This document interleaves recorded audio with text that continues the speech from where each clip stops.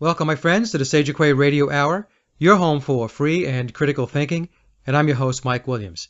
Tonight, my very special guest is Christopher Gardner. Christopher is a professional body worker from Fort Lauderdale, Florida, now residing in Costa Rica. Graduating from Michigan State University in 1998, he trained in massage therapy while playing in the Arena Football League as a place kicker for the Florida Bobcats. Christopher's studies in consciousness has grounded him into a life-affirming methodology centered around nutrition. Understanding what links real nourishment to optimal health while having a symbiotic relationship with the biosphere is the main catalyst behind Christopher's work. In our discussion, Christopher will explain how diet and nutrition are instrumental in the health of our body and mind. We also discuss how the conveniences of the first world or the so-called developed countries is actually contributing toward the de-evolution of humanity, and how a simpler and more natural lifestyle will help us live a happier and healthier life. And to kick the conversation off, I asked Christopher about his journey in life, and here is what he had to say. My journey started in South Florida. I was born in Fort Lauderdale, Florida. My mother's a nurse and my father was a builder. And when I was a little boy, I had gotten severely ill with gut dysbiosis. Back then, I guess it was 1980, they had no idea what gut dysbiosis was. So I was diagnosed with everything from, they thought I had polio, they thought I had at the time, they didn't have a word for ADD. They just thought I was stupid.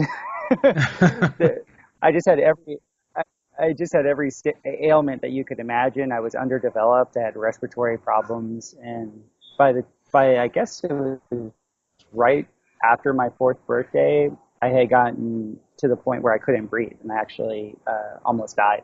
So my parents put me on a monofruit diet, and from that point on, I recovered, obviously, and as a young man, as a kid, as a young adult, and then going into my teenage years, I became very athletic. I sort of like kind of rebounded with a fierceness, I guess. And going into professional sports, I ended up being a field goal kicker in college at Michigan State University, and then I signed with the Arena Football League in like 1998, and everything was performance oriented for me. Everything was like, you have to perform under pressure, you have to have ice in your veins, you just have to be able to, when the lights are on, perform. And I started to notice that near the end of my career, I didn't have the stress resilience that I once had, and it made no sense. I was stronger, I was more technically sound, but my mind wasn't as resilient. And once again, this was like late 90s. There wasn't many people talking about, building mental resilience through diet. And I got into yoga. A girlfriend of mine switched me on to yoga, and she's like, you're always in pain, you're always sore, you have sciatica, why don't you try some yoga? And I fell in love, Mike. Like within a month, I was pain-free. I was like, oh my God, this feels so good. A lot of people say that about yoga, that a lot of ailments go away. Yeah, it was really incredible. The connection with pranayama, with deep breathing at the time, I had never done. I had always been a chest breather, like all the weightlifting I did, all the running. I was always like, young man in South Florida, you're always like, have to have the six-pack abs, right? And so I never breathed deeply. I never did the belly breathing that they teach you in yoga. And one day I just had this spontaneous rush, they call it a Kundalini rush, where my whole system lit up like a Christmas tree. And then right afterwards, I was without pain. I was like, oh my God, this is for me. I got to teach this. And so that's sort of been my life, is whenever something really helps me, I want to share it. It's just the way I am. So I went to India for a couple of years. I didn't go there for a couple of years. Every year for 2 years or for 3 years, I went during the winter and trained there in yoga and meditation, and ended up meeting a wonderful woman, and we both loved Costa Rica, and we kind of knew that South Florida wasn't for us. So we moved down here to Costa Rica with a group of other yogis. And we wanted to make our dream down here happen. And then moving down here, when you move to the jungle, you have to kind of figure things out. Like you have to really, like all the conveniences of the States of the first world was not here. So Learned how to build while I was here because I was poor.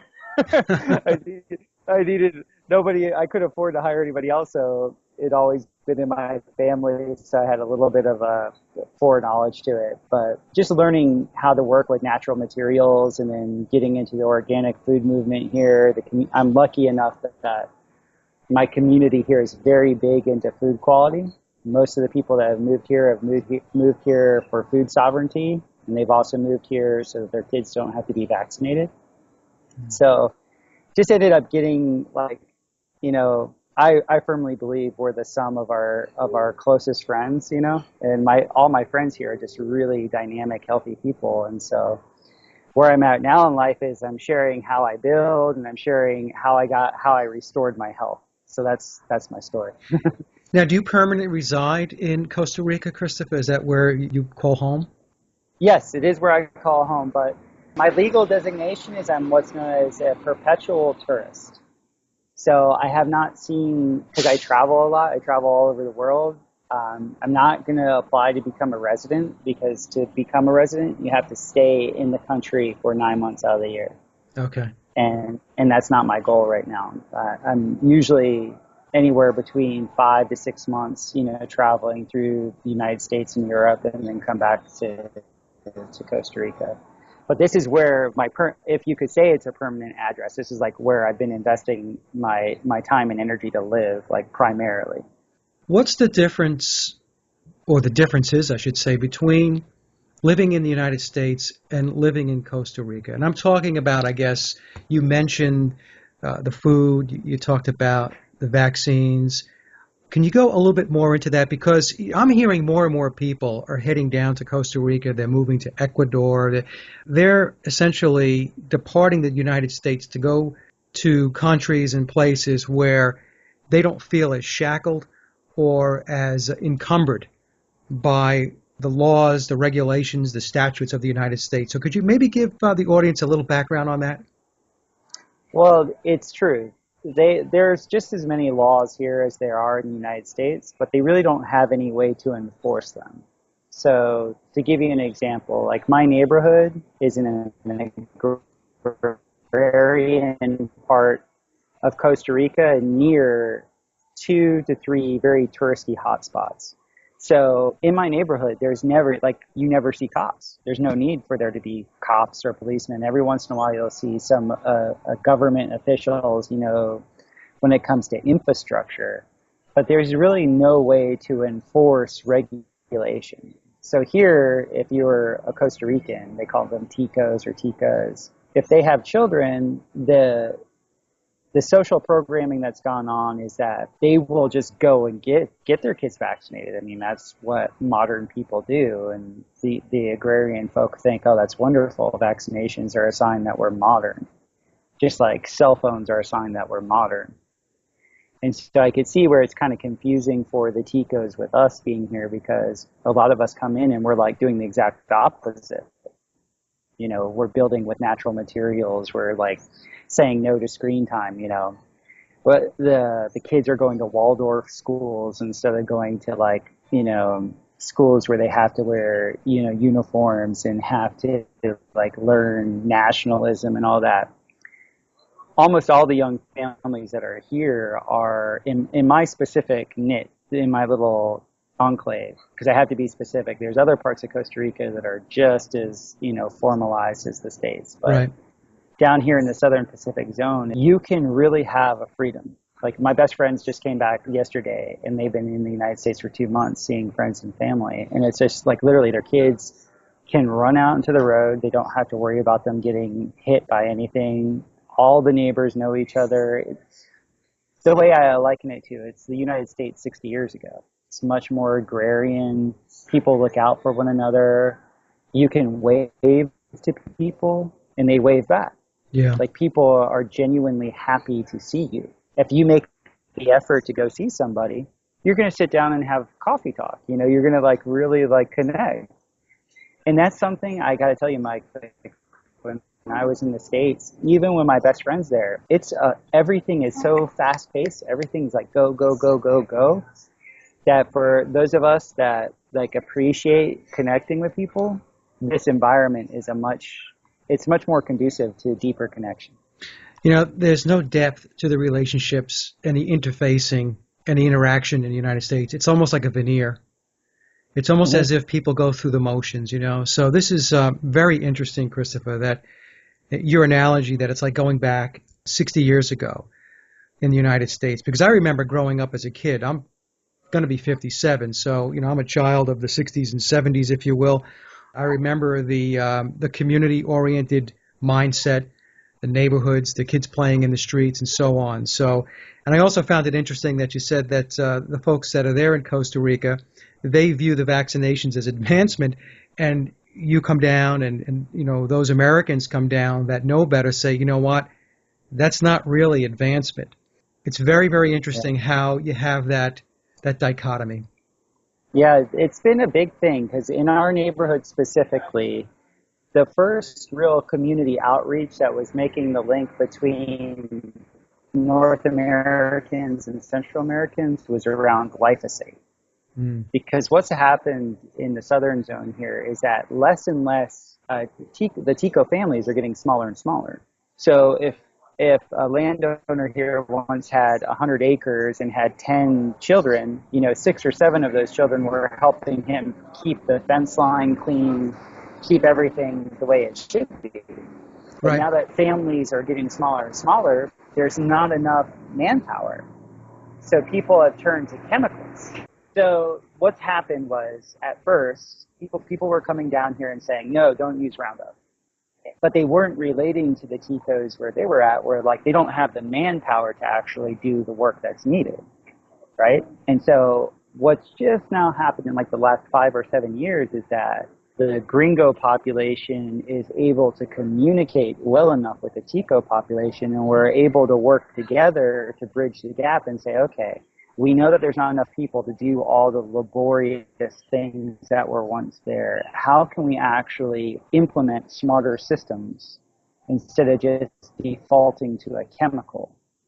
Because here, when you use chemicals, or you actually went to go buy food from a store, or you wear terrible perfume, or you have a cell phone, like you get the chance to have a cell phone, these are all like high status things. Like if you get these things, you're up there, right? Yeah. And so we have to be sensitive in the fact of like, no, like they are literally like we were back in the day. You can't just tell them, no, that's not good. You have to actually show them and educate and connect with them and make sure that like relating everything to a family perspective and like, and show them and give them an alternative to it. And there's organizations now here that are doing that. We're showing them, hey, you don't have to do this. You can do this. And it's in fact easier and it's better for your family. And you can make money. And so that's what it boils down to.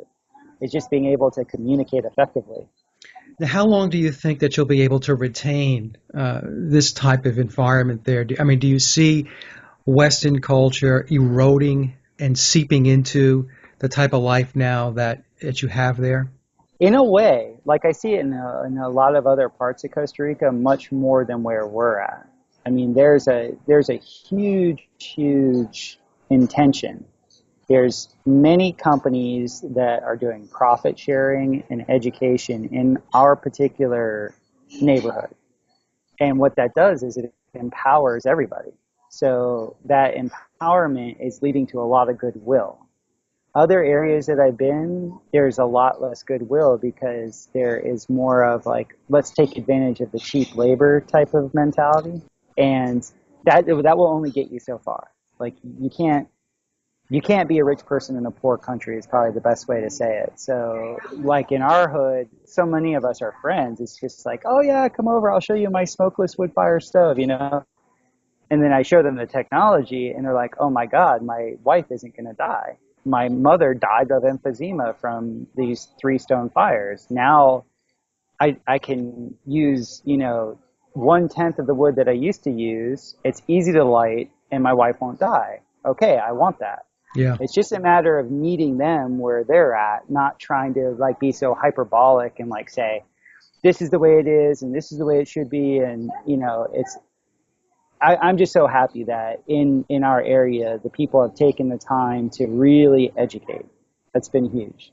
Now, how do you get around? Do you have a vehicle or is it I have a quad. okay? I get around on a quad. I had a car here, and I always tell people when they're moving here, do not get a car in our neck of the woods, because you're going to spend three times the amount of money you think you are to just get the car, and the car is going to die on you. It's the biggest money sink out of anything that goes on here. Okay. The tariffs here are so high that, Americans are so used to fast, easy, cheap transportation, and especially with a car per se. And here the roads are horrific. So you drive even, one third the speed that you do in the United States in like a normal SUV, and you think, hey, I'm gonna last, but you replace your brakes three times a year, turnbuckles, like all of it. It all goes bad here. And it's Central America, so you get a lot of, I don't know if they're cheaper parts. Maybe they're like the parts that they won't send to to more first world areas, but we don't get the best quality. That's probably the best way of saying it. Okay. So you had mentioned before we got started with the call that I guess you went from going from pro football to then what happened then? Was it massage school or what happened then? So I had signed with Baltimore out of school, and I got cut because the kicker was an All-Pro. Matt Stover was awesome. And then I went back to Michigan State to finish my degree. And so I graduated from Michigan State, and I was kind of floundering because I thought I was good enough to play in the pros. And then I got picked up by the Florida Bobcats, which was just one of the many, I think there was 24 arena football teams at the time. Yeah. And I have to admit, like, I was very cocky. Like, I thought I was above that. Like, I thought it was like, beneath me. I should have been, in the league. That's the way I thought. But when I was there, it actually made me so much better of a player. We had to kick at field goal posts that were half the size, so it was like, oh, wow, you have to get like really good. But while I was there, I started getting into meditation. I was coaching kicking, and I went to a coaching camp, and I was introduced to transcendental meditation. And I did one meditation, and I was like, boom, gone. And I came back, and I was like, what is that? And then like that week or the week after, it was 1999, and no, it was over a month. I don't know if you remember this month in movies, but American Beauty came out, Fight Club came out, The Matrix came out, and Crouching Tiger, Hidden Dragon. They all came out in the same month. And like that summer was supposed to be like the summer of the return of Star Wars, the prequels. Yeah. And that movie was terrible relative to The Matrix. Like, I went to and saw The Matrix, and my life changed. So I had transcendental meditation, I had The Matrix and Fight Club, and then I had this spontaneous realization when I was in the locker room of like, it was a game, and I'm looking at all these big, beautiful men, and all of us were in extreme pain. Like every single one of us had ice bags or had, shots of Toradol in us or had braces on. And I was looking, I was like, this is a meat grinder. This whole thing is a meat grinder. This whole system is set up for alpha males to get rewarded for killing other alpha males. This is the best way to reduce the alpha male population, because when you're in pain, you have no energy, Yeah. Mm-hmm. And so it was remarkable, man. It was just that summer, like I totally shifted, and I was like, I was doing yoga, and I just was like, I was just massaging my girlfriend at the time just because I loved to massage. I'd always been touching. And she's like, she was a kinesiologist. And she goes, you're much better than any of the people we have in our office, trained massage therapists. And I was like, oh, you're just saying that, you're partial. She's like, no, for real. Like, you're a natural. And so I went to school for it right then and there. I had plenty of time. Like, my practices were done at 10 o'clock in the morning, Yeah. And so thanks to her, I had, a closed market where I was also working with professional athletes. I could relate to them. So I could work on a really big guy and like be able to move his body, like be able to do that. Whereas like if you were like a smaller woman, it would be kind of really hard to get in there and like really work things out. And then a few years later, when I was really starting to get a lot of clients, I went to a real chiropractor. Like I had been going to chiropractors beforehand, but I went to this Dr. Aaron Applebaum in South Florida, and he did a 40-minute adjustment on me, and it changed my vision. It changed everything. Like my whole life was different. And I just bugged the hell out of him. I said, you have to teach me what you know. This is remarkable. So I saw him 3 times a week for 3 years, or for 2 years. No, excuse me. I saw him 3 times a week for 1 year, and then I saw him twice a week for another 2 years. And I just was like, teach me kemosabe. Like, let me know. Yeah. And what the coolest thing about Aaron is that he was teaching me more about energetics. Like here was a guy that could do any bony adjustment, but he was a Qigong master. I shouldn't say was. He is a Qigong master. He's a double black belt in judo, so he can like hip toss anybody. Like he's just this coolest dude. And he's sitting there telling me about how he energizes his hands. Like when he would work on people, the hair would stand up on his head. Like he was running that much prana. And I was just like, man, this guy's a master. Like he really knows what he's talking about. And the proof was in the pudding, because in South Florida, all of the yogis and all of the massage therapists went to him to get worked on. He was the guy that adjusted all the adjusters, you know? So I was just like so smitten to actually be in that environment. And this was like, you know, late 90s, early 2000s. So like it was right before yoga got like huge, you know, it was really growing. But so I was teaching yoga, I was coaching kicking, I was massaging, and that was my lifestyle.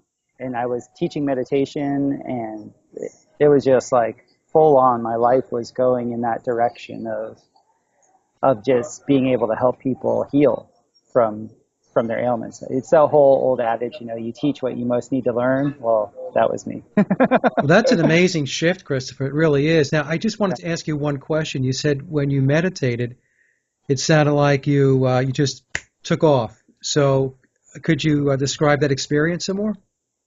Yeah, I was in a bunk room with a friend of mine, and I was stressed because I was like I said, that time I was upset that I wasn't, you know, playing. And a friend of mine just shared with me a deep breathing technique, which was just, you know, take a deep breath in, take a full breath out, and pause. Deep breath in, full breath out, and pause. And we did that like 10 times. And then he started to take me through a guided meditation where, all in all, I can't even remember what he was saying. But within a few minutes, I started to, I don't know if it's called astral projection or whatever it was, but like my mind's eye had taken off like through the cosmos. It was like jumping into warp speed, you know, in Star Trek. Like lights just went by me. Like I was just like, I felt like if you could make your emotions visual and have all those emotions be visual for the entire lifespan, it was like I was traveling through that. Yeah. And so it was just like, whoa, and I came out of it, and I was like, it couldn't have been more than a few minutes, right? And I'd been in that space for about an hour. And he was laughing. He was like, that's it, you were there. And I was like, what was that? What, like, you gotta share the secret sauce. Like, that was like amazing. And he had been practicing a type of meditation called Atma Vichara. Are you familiar with that? No. Atma Vichara means self-inquiry. So self-inquiry is like where you focus on the sense of I, like your sense of me, the ego. And it's a sense of identity. Like you feel the sense of identity, and then you try to find the witness to your sense of identity. And that's a very tricky proposition. Yeah. You know? So I'd really gotten into that to the point where I was traveling to ashrams all over the world to like find the elusive I. Like, where's the I? You know, where's Waldo? And I really devoted a massive amount of energy towards that. Like it was something that was like when I would get into that space behind activity, there was such a relief and such a clarity that I was just like, this is there really is nothing else than this. Right. The whole meditation thing really became the primary focus of my life, even much more so than yoga. You know, in my mid to late 20s, it really became about, you know, finding the sense of I. Yeah, it's very interesting because I'm a spiritual hypnotherapist, and I've been in practice for over 5 years. And I had a chuckle when you were explaining this because I myself have experienced the same thing. And I have many, many clients that I've taken into that space. For many people, it's a game changer.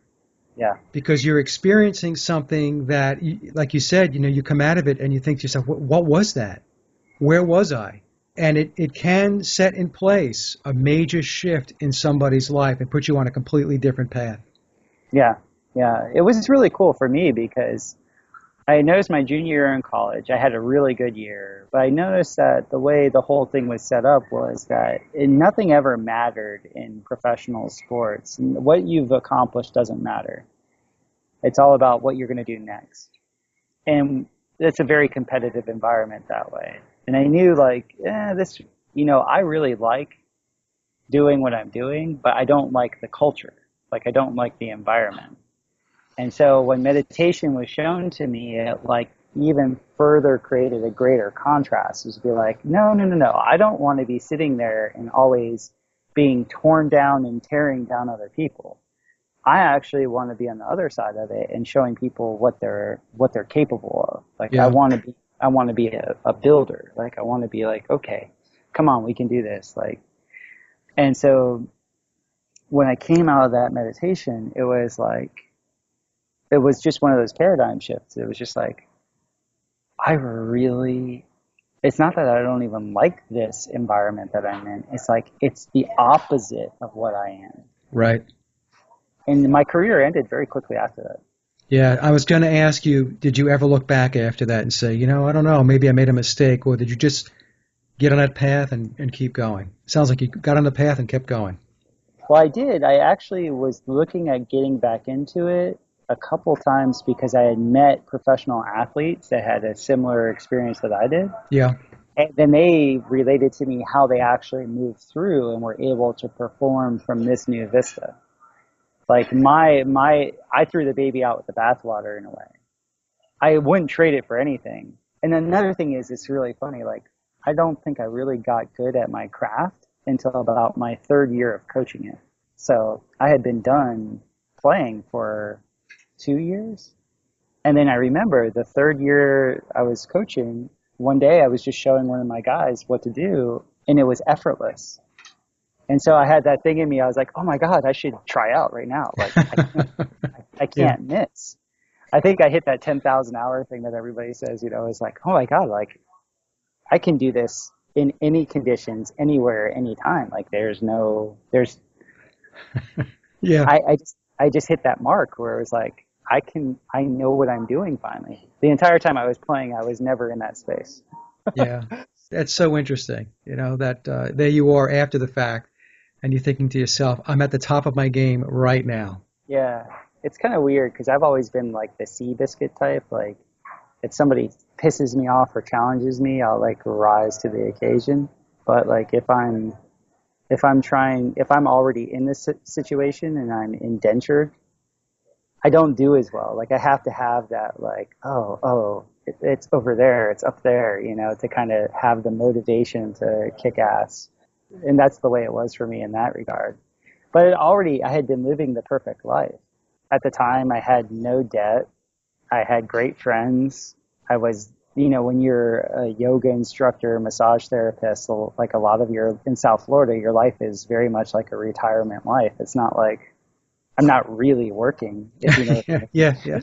And so I was like, this is a really great lifestyle. Like with what I had created for myself was like really wonderful. Was it tough to make a living?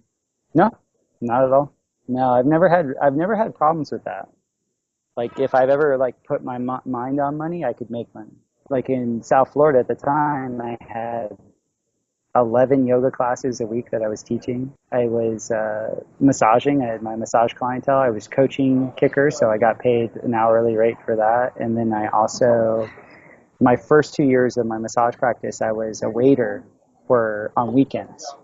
So I had like 4 or 5 different lines of income coming in where I never felt pressured. Okay. Yeah. Yeah, I hustled. I worked a lot in a lot of different things. So it was just like, as I was trying to figure out like what my professional life looked like, that's what I did. I just dabbled in a lot of little things and to kind of get my footing and establish my professionalism. In a lot of ways, that's the exception to the rule because I know a lot of massage therapists and yoga instructors because of the work that I do. I have a lot of friends and colleagues. I mean, they make a living, but sometimes it could be a challenge. I was really in the right time at the right place, and I never lived beyond my means. So I was I lived a very Spartan lifestyle in the sense that, I didn't need the newest car. I didn't need much. I kept my bills to about $2,000 a month, and, I didn't have any problems with that. I didn't like drinking. I didn't like partying, so I didn't waste my money that way. I think that in your 20s and stuff, at least in the circles I ran in, like a lot of 20-something-year-olds waste their money in partying. Yeah. And for me, I was austere. I was in my yoga practice and purifications, and like, if you're not wasting your money on that stuff, you always have enough. Well, that's the thing, and you reap the benefits from that lifestyle, right? Because the other lifestyle is a lifestyle that people are conditioned to participate in. And once that conditioning takes hold, then what happens is you are wasting money. You're not doing good things for your mind. You're not doing good things for your body. Mm-hmm. And you do a lot of people wind up having to dig themselves out of a gigantic hole later on in life. If you can avoid, like you did, from digging that gigantic hole to begin with, then, things can sail pretty smoothly for the most part. I mean, you're really avoiding a lot of the pitfalls that many, many other people succumb to. Right. Right. I would agree. I mean, I saw it. I had lots of friends in the service industry that, I mean, we would make a few $100s a night and then they would go spend it. I'm like, wait a minute. I just didn't work a 7-hour shift to make that money just to get rid of that money. Yeah. Like, that makes no sense on what? So, yeah, I've always been somewhat of a cheapskate. And I've always been like, my time is worth more than anything. I'm not going to waste my time. You know what I'm saying? I know exactly what you're saying. Yep. Mhm. What progressed from that point?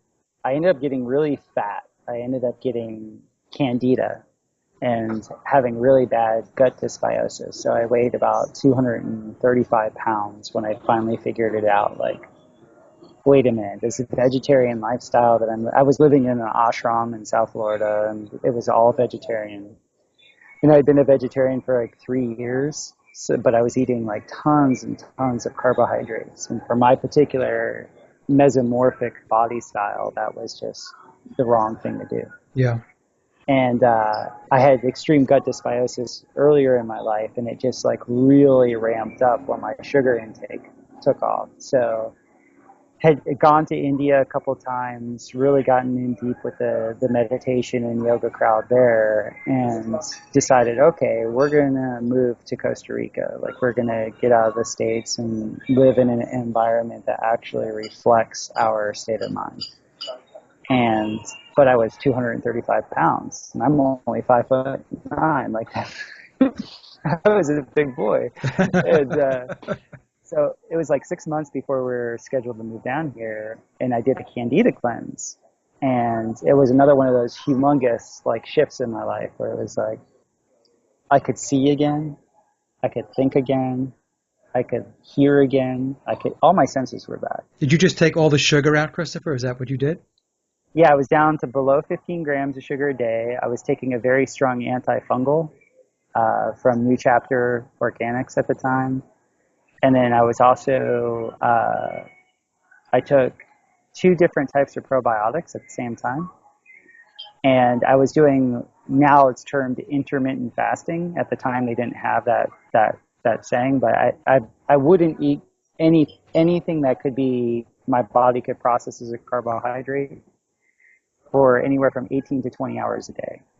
Okay. So like I would eat like at 2 p.m. and at 6 p.m. and then I wouldn't eat again until 2 p.m. and 6 p.m. the next day. And I lost 30 pounds in a month. I was Wow. like, woohoo! I'm like back to my playing weight. But that killed my liver.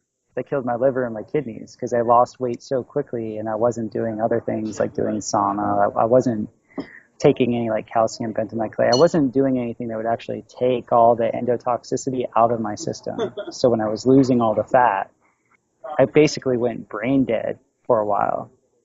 And we moved down here to Costa Rica and it flared up again because down here it's all about fruit and like carbohydrates, you know, and the environment here is so hot and wet that it was like the candida flared up again. So I kind of learned how to mitigate it down here, but at the same time, I got a flesh-eating parasite called Papillomoya, and so did my wife back then. She got it, and a couple of our friends got it, and so I got into learning how to get rid of parasites. Like I had never even considered the whole parasitic load on your body, and so didn't even know that candida was considered a parasite once it gets to that level where you have leaky gut.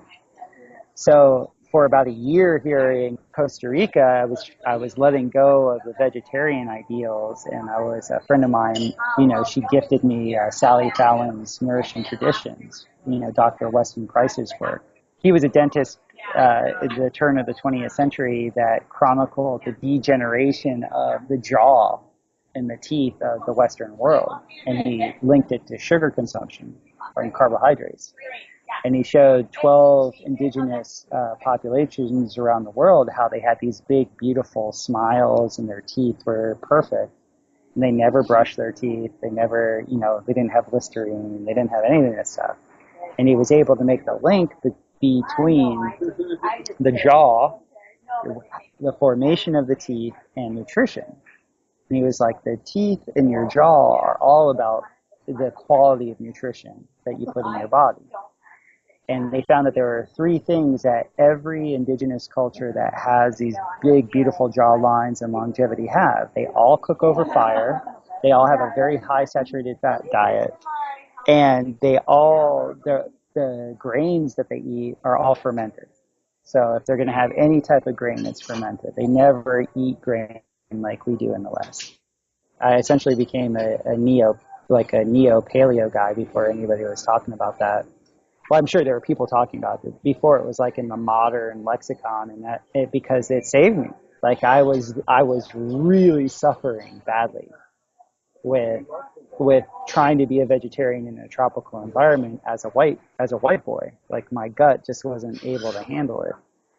But very soon after going and shifting out of the carbohydrates and more into eating high quality organic meats, organic green vegetables, really reducing my legume and grain intake, man, everything took off for me. And now, like, I'm almost 40, and my body's much stronger than I was 10 years ago when I came down here. Very interesting. So, what are some of the symptoms of candida, Christopher, so that maybe some of the audience can relate? The first thing that you'll notice, it's different for men and women. So the first thing that most people are very unaware of is that they start to lose their senses. You'll start when you have leaky gut, and I want to be specific. When you have the candida to the point where it proliferates into more of a fungi type of thing, where fungus like shoots mycelium, and that when it shoots that through your intestines, you basically get food allergies to everything that you eat. So what occurs is your immune system starts shunting all of its energy to your gut, and then it leaves you susceptible to everything else. All other areas of your body become susceptible to infection. So for me, I was getting parasites here and there. Like I was having all these different problems. I had real bad premature graying. I was actually losing my hair. I got my gut really swelled. Like I had this like spare tire around my kidney area and in my lower abdomen, even though I was like expending tons of calories, you know. I couldn't see, like I would notice that like if I was looking short and then I tried to focus on long distance away, the speed at which I could actually change focus really had slowed down. I noticed that my eyes got tired very quickly, and all these things I thought was just normal aging. Like I just thought, hey, I'm getting older. I'm in my 30s, you know. Yeah, yeah. This is just what happens, you know. I'm getting gray, you know. My dad got gray when he was that, you know, all this type of stuff, and none of it was. I'm telling you, like none of it. Like I started behind the eight ball to begin with, and like to be able to like show like once I took sugar out of my diet. Oh, I have to share this with people, by the way. This is probably the biggest symptom that you have. You have an insatiable craving for sweets. That's the number one way you know you have candida. And a lot of Americans, they will switch. This is a very, very smart parasite. They won't think that they want sweets all the time, but they will reach for a beer or they'll reach for some sort of carbohydrate.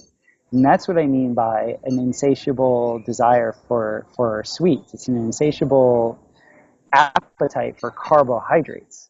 Like I could not eat enough carbohydrates. Yeah. Like I was like one of those guys that would like have a huge bowl of pasta and be like, okay, I can have 4 more of those. Like I could just eat and eat and eat. And what I come to find out was that my leptin response in my body, like when our system is optimal, we produce this hormone called leptin, which tells us that, hey, we're full.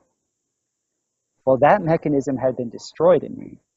And I see this with a lot of my clients is like they can't, especially men, they can't stop eating because they're like, well, I'm not full yet. Like you should eat till you're full. But the thing is, when your body's not producing leptin or the receptor sites of the leptin have been, you know, sheared off, you can just keep eating and eating and eating thinking that that's normal. Yeah. And it's not. Because there's no shutoff valve. I mean, I was literally eating like 3 to 4 times the volume of food that I eat now. And I see this with a lot of my friends that are vegetarians, that are raw foodists. Just the sheer volume of food that they eat is mind-boggling. Like there had never ever been a time ever in our genetic history where people could actually eat that much volume of food. I mean, it's ridiculous. Yeah. And they look and they just keep eating and eating and eating, and they're like, oh, it's healthy. I should just keep eating and eating. And I'm like, no, when you're healthy, like Mike, I have literally a bowl of food like this big, right? And maybe half of a bowl a day. And I'm a 185, 190 pound guy, right? And I'm good. Like I'm solid. Back when I had candida, I could eat 4 to 5 times that amount. So I always ask people, what's the volume of food you're eating? Don't count calories with me. None of that matters. What's the volume of food they're eating? Do you feel full? Most of the time they'll say, oh, I don't feel full. Another thing I talk to them about is their senses. Like, when was the last time you felt like you had good vision? When was the last time you technically had good vision? How sore do you feel? This is another big thing, is that a lot of people have their pain tolerance. When you have candida, your pain tolerance drops tremendously, and it's because your body's in a constant state of acidosis. So in massage school, they taught us, like, whenever you're dealing with people that their muscles are weak, whenever you don't use your body, whenever you don't use your muscles, the glycogen in the muscles will start to oxidize, and it oxidizes into a form of lactic acid. So when you massage that, if that acid comes and touches the nerve receptors, you feel pain. That's what the feeling of pain is. So in massage school, they taught us, okay, if like you're massaging a very unhealthy person, you have to be very, very light in touching them because they're just going to be in a constant pain response because of the acid. I'm very interested in this because I have somebody, in my family that experiences a lot of chronic pain. So continue, and I'll ask some questions. Maybe I can help her. Oh, I'm so happy about this because, so when I'm massaging people that are generally that are overweight, what will occur is that I can barely touch them. And it's because of this extra lactic acid, or there's another type of acid, I'm forgetting what it's called. So I can't really do anything for them, right, from a deep tissue perspective. But when I work on people that are extremely fit, I could put my entire body weight into them, like elbows, knees, everything, and they're never in pain. And the difference is that because they're fit, their body actually uses all the glycogen in their muscles. So when I go to actually massage those muscles and work on the connective tissues, there's no acid that's being released into their system. So for them, it's just this pleasurable, like, oh my God, he's actually just manipulating my body back into the correct position. So there's one less layer that I have to work on. Yeah. And I can see now where most of the people that I work on that are overweight, like especially my long-term clients, they're not only shielding themselves from their environment with food, because when you eat food all the time, it acts as a barrier. It kind of numbs you, you know. They use that to numb them, but it's actually quite literally like an insulation. It's literally insulation to their environment. So I wrote an article or a blog post on my site that talks about the turtle shell effect in modern world. I really believe almost all of the people that end up becoming overweight in the modern world, it's because they're actually ultra sensitives. That's what happened to me. I was an ultra sensitive. I'm extremely sensitive to Wi-Fi and extremely sensitive to chemicals. And so when all these things start to occur to you, it's like too much information. So you need a barrier. You need to put up a wall, like a force field. And for most of us that are predisposed to this, our barrier is just fat. It's adipose tissue. It's like okay, I'm gonna like put myself in a little fat bubble. That's what nature does. In nature, it uses hydrocarbons to actually encapsulate toxins. So when our body becomes so toxic, it actually needs to encapsulate itself from the epigenetic influences of the environment. Does that make sense? Yeah, no, it makes perfect sense. Yeah. Yeah. So what about somebody, Christopher? Now, I have somebody who's very near and dear to me. She has been diagnosed with rheumatoid arthritis, but then an integrative medicine doctor said, I don't think it's that. I think maybe you have mold exposure issues. So it just seems to be well, let me just phrase it this way. It doesn't seem like the doctors really know what it is. So what happens with somebody who has something like that? In other words, she's experiencing a lot of pain in her extremities, in her ankles, balls of her feet, her wrists, her knuckles, and into her fingers. And every once in a while, it'll creep up into the arms and into the shoulders. Mm-hmm. She's going through a lot right now, working with an integrative doctor to try to figure out what's going on. But, we're not seeing the progress that we had hoped that we would see. So if you had somebody that came to you with those types of symptoms, what would you look for? What would you suspect that maybe we should start here as what the problem might be? I would ask about the diet. Like I'd find right out off the bat, like what her normal dietary routine is. I would ask her about her cravings, like what she actually craves, because what people crave tell you a lot about what's actually, running the show from an endocrine perspective. Yeah.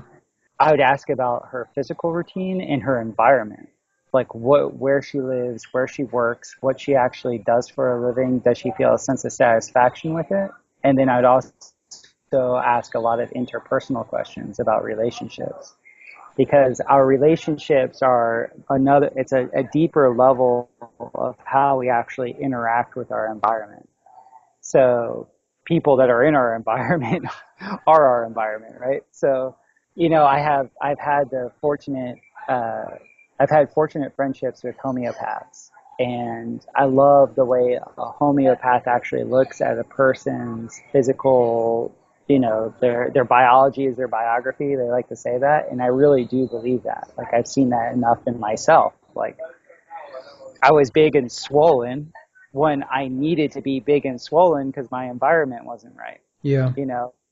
So whenever dealing with arthritis specifically, I've had probably a dozen clients that have had rheumatoid arthritis. The joints, whenever the joints are inflamed, that's what arthritis is, there is definitely a dietary component that needs to be looked at.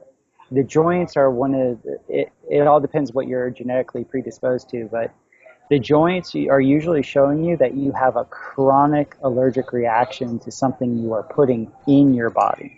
Almost all the people that I know that have rheumatoid arthritis, not almost, in fact, every person that I've worked with that's had rheumatoid arthritis, they're all extremely allergic to grains. Okay. So just right off the bat, I ask them to abstain from grains. And, later along in their progress, like once the inflammation's gone down and their pain state has gotten to a point where they can manage their pain state, say they're at a 10, say they get down to like a 2, like a 3 or a 2, then just adding, a very specific type of grain that's been fermented, I'll just test it to see how their body reacts. But it's another thing I really get into is with people is where they're at with their mineral uptake. So in my community, this is something I've seen a lot. Like, people eat very good food, but they don't eat it at the right times, and they don't eat it with the things that would be complementary to it so that your body could absorb it. So for example, I have a lot of friends that are vegetarian that eat these huge salads, but they don't put any fat in the salad. But most of the nutrients and vitamins that are in that salad are fat soluble. So you just ate all this great roughage. You ate all these things that should be just wonderful for your body, yet you're not going to absorb any of it. And another thing is that I was exposed to Ayurvedic medicine in my early 20s and when I was going to India. And I actually think their way of looking at food from an elemental perspective is much more balanced.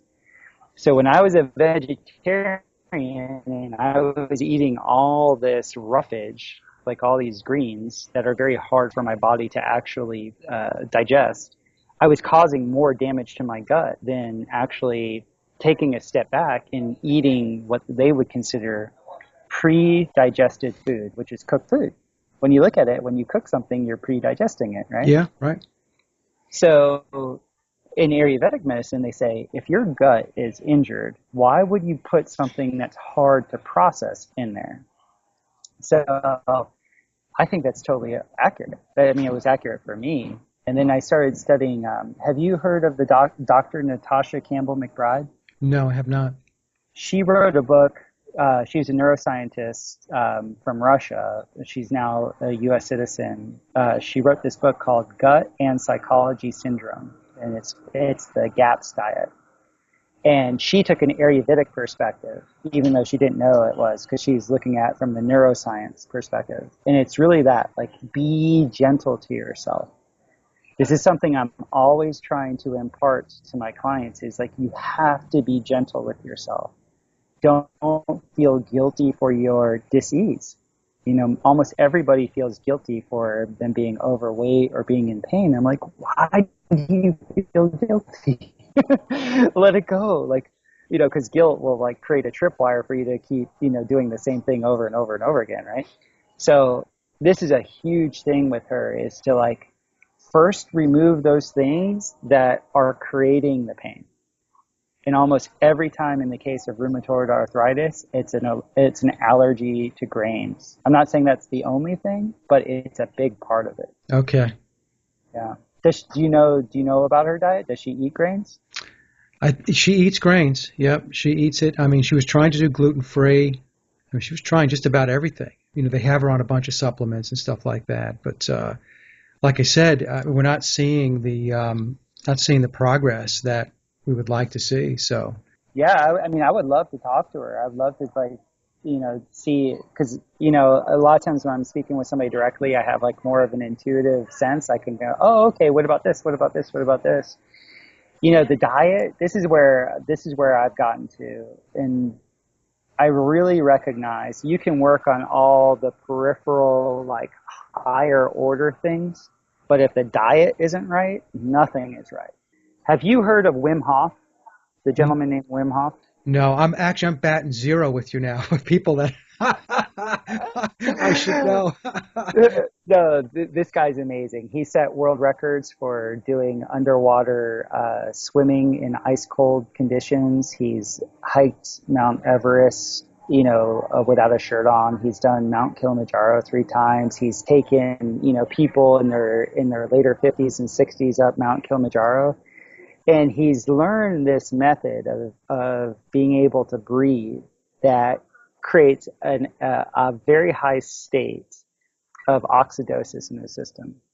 And so what this means is that his blood is super saturated with oxygen. So when people go get ozone therapy, what feels so good in ozone therapy, especially spot ozone therapy, where they're having a pain response, is when you're having the pain response, that's the acid, remember, that I was talking about. Well, the pH of acids are, much lower, or excuse me, when the pH is low, the acid is high.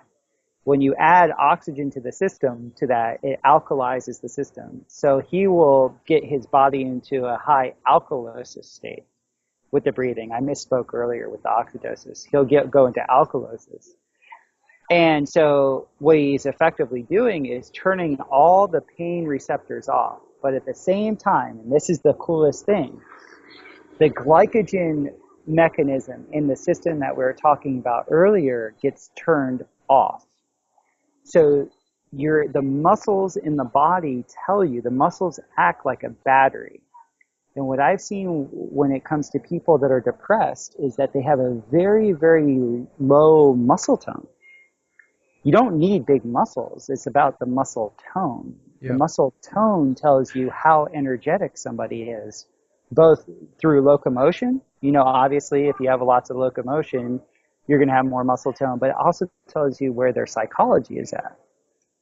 And without fail, I mean, I'm not going to ever say 100% of the time, but in the circles that I've run in looking at my own body as a barometer, when I was in a very soft state where my muscle was underdeveloped, I was in depression. And I don't look at depression as a bad thing. It's just like a marker. It's just like there's not enough energy in the system to overcome the stresses in the environment. That's the way I would term depression. So where I get into people where I really love working with them is like saying, hey, let's get strong first. There's this wonderful gentleman named Pavel Tatsuin, who is an Olympic trainer for the Russians back in the 80s and 90s, where he has this whole, I guess you'd say training regimen called strength first, And I really believe that, because when you have a certain level of strength or muscle tone in this regard, you just have enough energy to overcome the stress of your environment. If you don't have the muscle tone, you don't have enough energy in your system, and you're like the exact opposite of what Wim Hof is talking about with the alkalosis state. You're in an acidosis state, and so you're going to become so reactionary to your environment. You will not have the capacity to actually overcome the stress of your environment. Does this make sense? Yeah, no, it makes sense. Very interesting. So how does your practice work in Costa Rica, Christopher? Oh, it's wonderful. So like for me, like I'm really big into variability of training. So it just so happens that one of my neighbors is a double black belt in a type of martial arts. So a couple times a week I get to, do martial arts with he and his wife. Another one of my neighbors have a flying trapeze, like a real flying trapeze. Like, have you ever seen like the aerial arts Yeah. stuff? So I'll go flying, 2 or 3 times a week. I told you earlier, my roads are terrible, so I'm always hiking.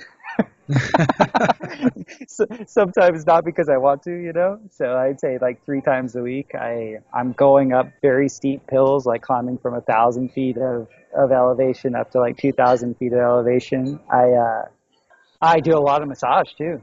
Like even in the slow season right now, I have maybe 10 or 12 massages a week. And, during the season, I probably have like 30 to 40 massages a week. So, that takes a lot of energy. And just owning property here in Costa Rica, like I find myself at least an hour and a half a day with my machete outside, like cutting stuff and moving wood. And I want to get into I kind of want to do a joke on CrossFit in this way is like, I want to have what's known as like the Costa Rican tropical CrossFit, where like you come down and you just manage your property. Because you're going to end up lifting very heavy shit Yeah. off camber. You're going to be dodging terciopellas and like, running under spider webs. Like you're going to be doing stuff that like, they're trying to generate in a false environment that you normally get in a natural environment. And so for me, like I really try and tell people like get out in nature as much as possible, because I just end up being out in nature so much that I have natural variability in training. Like when I was a professional athlete, we worked hard, but all of our movements were the same. Like we always did like a bench press was a bench press and a curl was a curl, and like, leg presses were leg presses. But my body got terribly tight because I didn't have any variability. I didn't have any fluidity in what I was actually interacting with. Everything was linear, right? Yeah. Or rectilinear. So here, everything's organic and curved, like for real. Like you just have to figure things out. Like you have to, it's very stressful. Like I tell my Belgian girlfriend all the time, I'm like, sweetheart, you don't understand. Like this is not the first world. And half the things I do are just overcoming what in the modern world you never even have to think about. Yeah. Yeah. Like the other day we had a rainstorm here and a tree fell and it fell on my power line. I go to fix the power line and there's a snake in the actual torciopella, one of the most venomous snakes in the world, in the actual meter box. Oh boy. You don't deal with those things when you live in Yeah. What did you do? I jumped. But that's the thing, right? Like, so we all here, we kind of laugh because it's like, man, you really you got to be on your toes. You got to be nimble and you got to be able to adapt because things are always changing. I've been reading a bunch of evolutionary biologists, and what I really like about what they say, or what I've been getting from what they're saying, is that they talk about how the modern man in the first world is always looking to try and create danger for himself. Because where we come from genetically is we were living in environments like Costa Rica. Right. There was always, you always have to be alive a little bit. Like you always have to be like, I'm riding my quad down here to get to the cafe to talk to you. I have a machete on my quad because half the time there's a tree that's on an off-camber turn somewhere where I have to be able to brake and get off my quad and chop the tree to be able to get to where I'm going. There's an element of danger here that's always present, but in a weird way, it makes you very, very alert. Yeah. And it makes you extremely cognizant of how to be alive. Yeah. It's a really wonderful thing. And I notice a lot of my friends that are male friends in the modern world, they're always generating that type of danger in very controlled environments, whether it's in martial arts or with motorcycles, or they're always trying to create that element of danger because the modern world had kind of taken that away from them, Yeah. Yeah.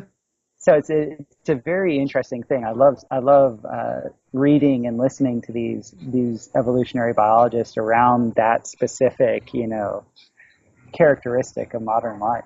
It's very interesting because it's keeping you mentally sharp just by being in the environment that you're in, right? And as you're explaining it, I'm thinking, well, that's the way it should be. That's the way it should be, versus, like you said, going out and having to artificially manufacture that type of stimulus or that type of dynamic in your life. Yeah, I read I'm trying to remember who it was. I think it was Dr. Christopher Ryan. He talked about how industrialists had figured out at the turn of the 20th century that industrialization was going to take the danger away from most young men. So this was advantageous to them because what started to become very profitable was war, right? So the way that you could sell war, and especially sell war to young men, was that you brought glory into it. The glory of defending your motherland, the glory of defending your country, the glory of, fighting with a band of brothers, like all these things that when we were tribal, we had every day. Yeah. And there is a solidarity. I mean, I've played team sports and I've lived in an environment where we've literally had all of our bridges knocked out from floods. And it is so cool to have a band of brothers where we go chop down a couple trees and we build a bridge in a couple days. I've been on teams where we were a losing team. We were getting our ass kicked, but we were a band of brothers. We came together to fight. And it's a beautiful thing to go have that type of solidarity with people, and you only get that through adversity. And so what I kind of feel is like in the modern world that when you make everything so convenient, you take away that complexity that we actually need. We need to go through some rough times. We need to be able to band together in a tribal mentality here and there. That's not, out to go kill somebody in some other country, but like actually have that teamwork. And I don't know if this is so for women, but I'm speaking for men specifically right now, but like have that, like, all right, let's overcome this trial and let's do it. And we'll laugh at the end of the day, even if we're bloodied and battered. Like we had gotten through it together. Right.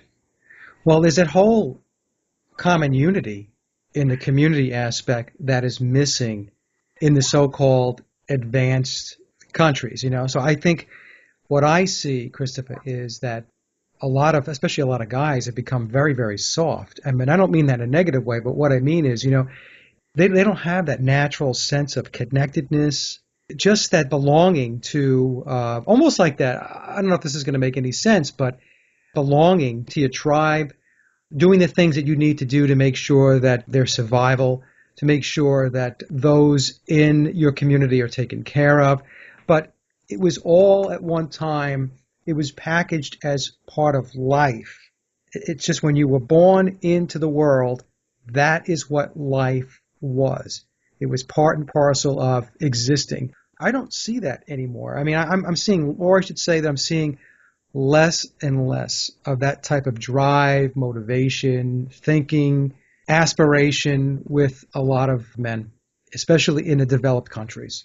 I would agree. Like I wrote this a couple of years ago. In fact, Ollie really liked this. I was talking to Ollie about this last year. I said, those that, if there are a group that wants to control people, it's very simple how to do it.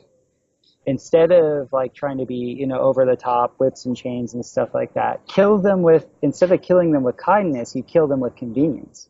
Yeah. You make everything convenient. And when you get things that are convenient, you become soft. Right. You just do.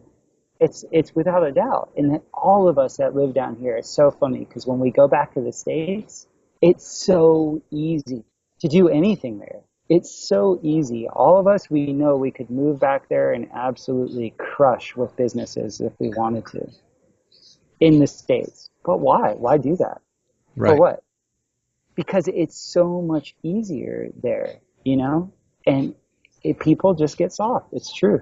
It's a success. Like I've been a part of good teams and bad teams. And the one thing about the good teams is the biggest thing that you have to fight is complacency. You get sort of entitled. There's this sense of entitlement. Yep. And when you have a culture that believes that, they're just entitled. We're just entitled to all these good things. This is just what's so. That entitlement really deadens the capacity for evolution. I agree, and you see it here because when, as an example, if you guys go from Costa Rica back to the United States, like you said, it's so easy to do things here. But in reality, it's an artificial environment, you know? Right. It's an environment that's been manufactured so that it does instill complacency and apathy and softness, you know? So I don't know how we overcome that, Christopher, as a civilization, as humanity. I try not to think of it in such broad terms because I think I get really depressed when I do that. Like when I go back to the States and I see like very like young men, like, the kids of my clients there, like I really like get sort of hopeless. Like you have no capacity to really stick to anything. You're ADD. You don't know what it means to actually work hard.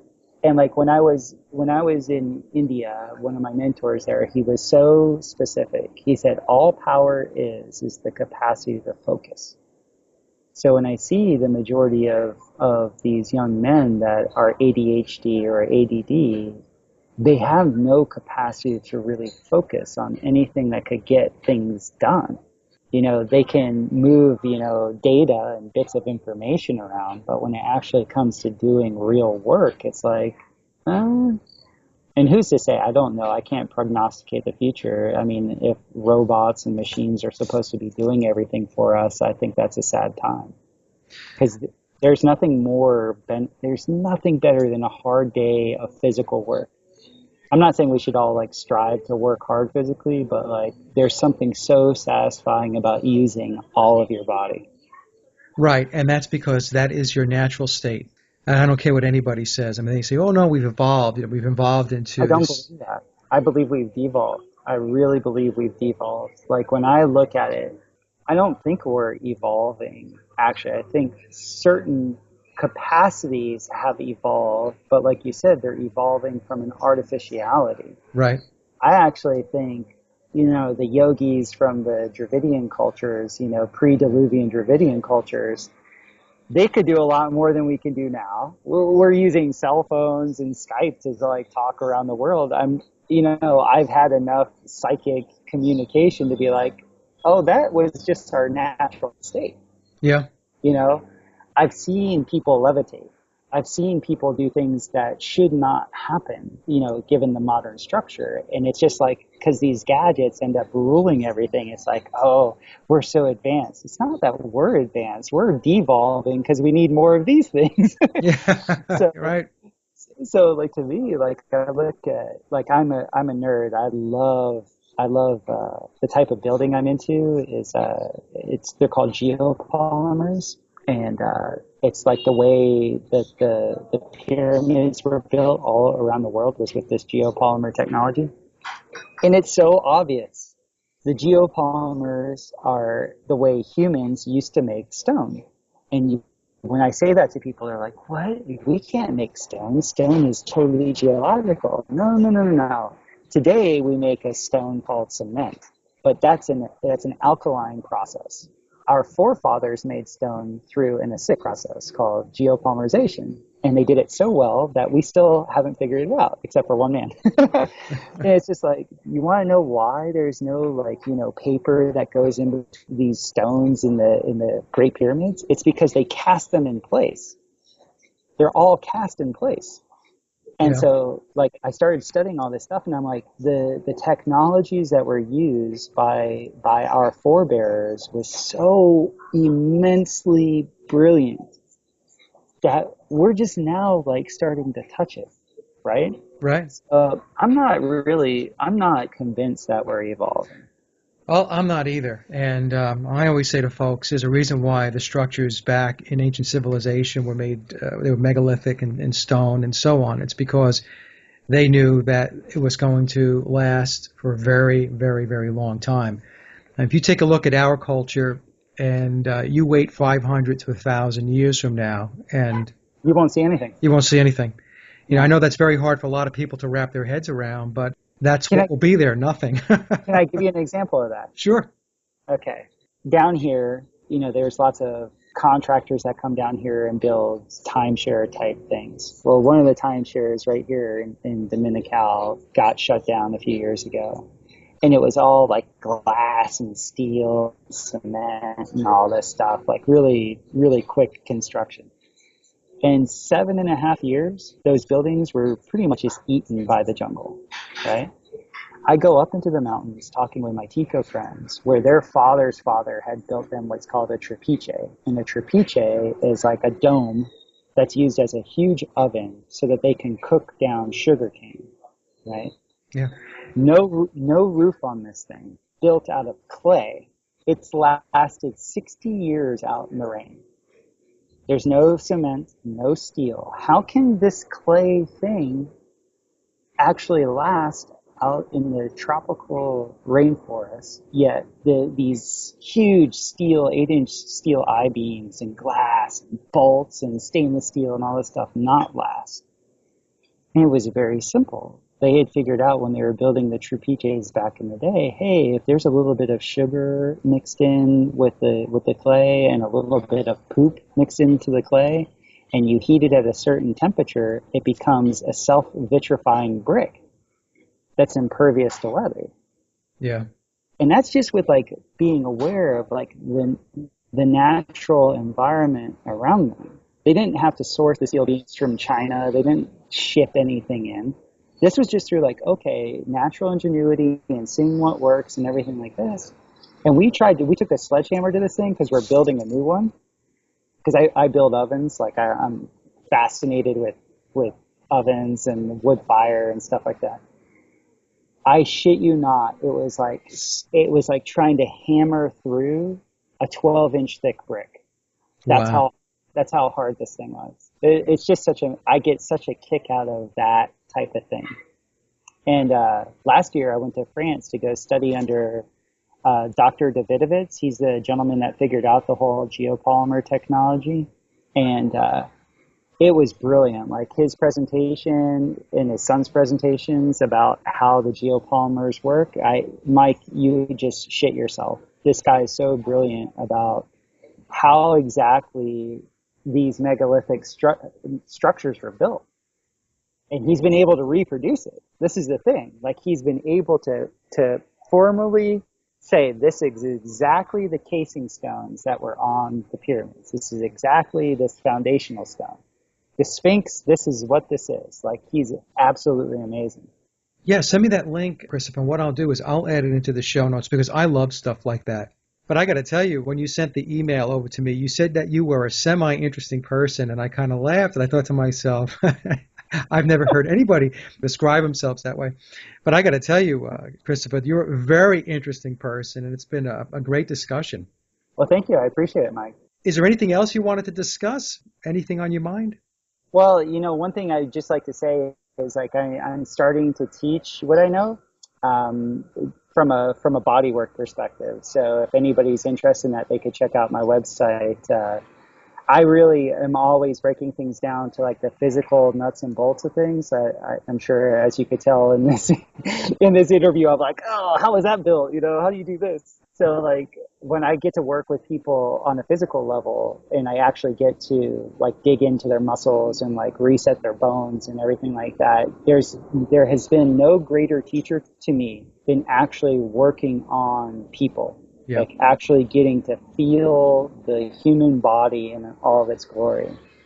And I just love it. I absolutely adore it. So for any of those people that have had an inkling or a desire about learning the brilliance of touch, because that's really probably the best way I could say it.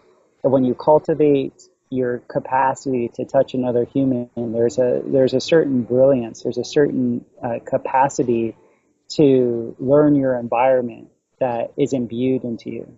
And I would say, anybody that is in partnership, anybody that has a willing partner, a consensual partner, get into touching them with love. Like get into, no matter what you think, your sense of touch through your hands will teach you more things than you could imagine. Yeah. I agree with that. I'm a Reiki master, and Wonderful. I can completely relate to that. I absolutely can relate to that. Yeah. Well, Christopher, what is your website so we can get people to head over there? It's confidentdiet.com. So it's CONFIDENT diet, DIET.com. And that's just my website. Okay. And so you have an open invitation to come back anytime. I love these types of discussions. I like getting into the wellness, the holistic aspects of it, the spiritual aspects, and all those types of themes. Every once in a while, I've got to break away from the conspiracy stuff and the alternative research stuff because I'm an energy worker. So there's a whole aspect of me, a big part of me that loves to talk about this stuff, and I can relate to it. And I think it's very important that we're able to get this type of information out to people because they don't understand it because mostly they're unaware. Nobody's told them about it. Nobody's taught them about it. If we can try to get them off that hamster wheel Right. that they're on and we can get them shifted over and they can start thinking about alternative ways of keeping themselves healthy, I think that's very, very important. Perfect. Yeah, it's like for me, like my best friend, he's ayahuasquera. Like I don't know if you've ever heard of ayahuasca, what that is. I would love to do ayahuasca. I'm trying to figure out. Well, come down here, man. Yeah, Yeah, I might take you up on that. yeah, please, Yeah, please. I will suggest this. Like anybody that's considering that, the number one thing that you have to consider is the environment that you do it in. right. Because the one thing that ayahuasca does, or any of these plant medicines, is it opens you up to the epigenetic conditioning of your life. And what I mean by epigenetic is, to some degree, we are our environment. And so if you're in an environment that is trying to kill you and you take ayahuasca, you're not going to have a good experience. Yeah, I've read about that. Yep. But if you're in an environment where the shaman or the purveyor of the medicine and the environment itself is really there for you, your experience is mind changing. It's beyond, like, it will do 30 years of good psychotherapy in an evening. Like the amounts of transitions that I've seen with that. And the cool thing is I have enough people in my life that have tried all the different plant medicines where I know now that those frequencies are always available to us. It's just like when your body chemistry changes a little bit. Yeah. It's like the same thing like Wim Hof is talking about when you go from acidosis to alkalosis, like a whole new vista is there. Well, it's the same thing with these plant medicines. They change your vibrational frequency to the point where you're like, oh, that's what's happening. So it's like, and so I really recommend anybody that wants to do anything like that, come to an environment that is really there to nourish them. Well, I may seriously take you up on that offer, to be honest with you. Christopher, I'm really, really happy that we connected. And like I said, you have an open invitation. It was really a fantastic conversation. Yeah, thanks, Mike. I really appreciate it. I'm going to have to thank Oli for having good friends. Yeah, Ollie's great. Ollie's wonderful. Like he and I I think the first time we talked for like 6 hours straight. Like it was just, yeah, we're soul brothers. He's a great guy. All right, Christopher, I don't want to take up too much of your time. You've been so generous. And what I'll do is I'll email you maybe later on today or tomorrow. Okay, perfect. Okay, and I'll reconnect. All righty. Bye-bye, my friend. Bye-bye now. Bye, see you. And that concludes another Sage Aquay Hour interview, and I hope you enjoyed the discussion as much as I did. Links to my guests' websites and social media are included in the show notes below. And as always, I'd like to thank everyone for listening and visiting the blog. You can get to the blog by typing in sageaquayradio.blogspot.com or simply head over to my hub website at sageaquay.com. Also, if you get a moment, please visit laboroflovemusic.com to listen to my album, Leaving Dystopia. And remember, live in truth and always serve creation. It's really that simple.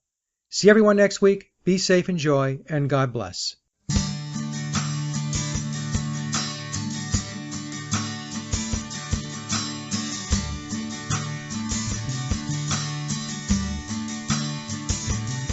Sometimes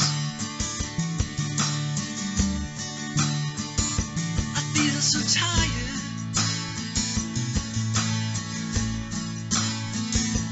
but today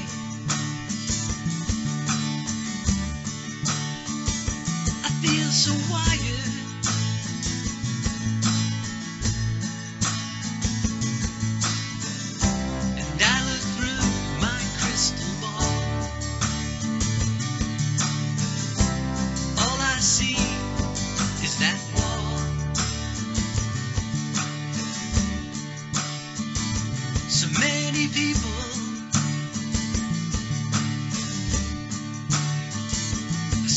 standing still.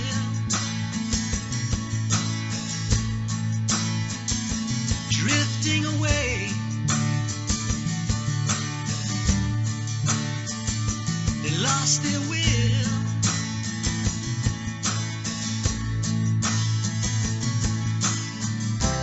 I just want to shake them and give them ears. Wake up, stop living in fear. You are human. You are a beautiful soul.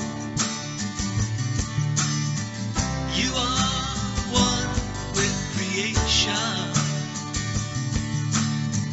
Come on, get up, let's go.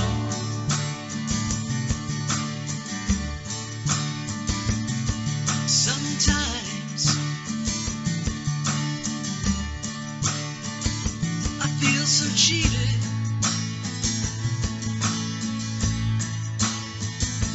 But today I won't be defeated.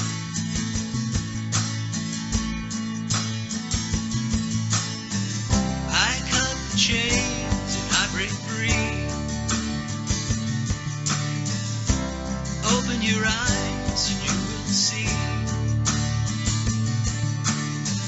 You are human.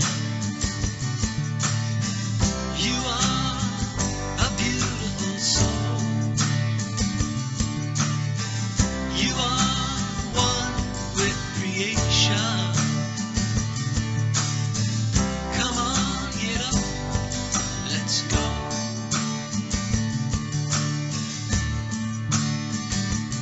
We are here to live and learn. Another life, another turn.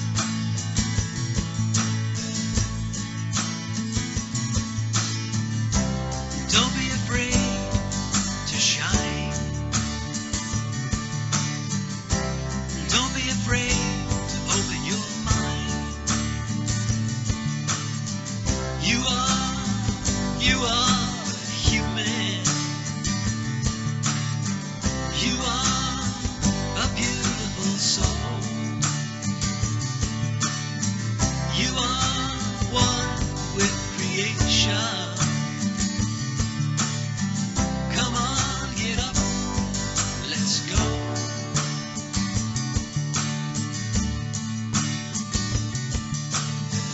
You are a beautiful soul.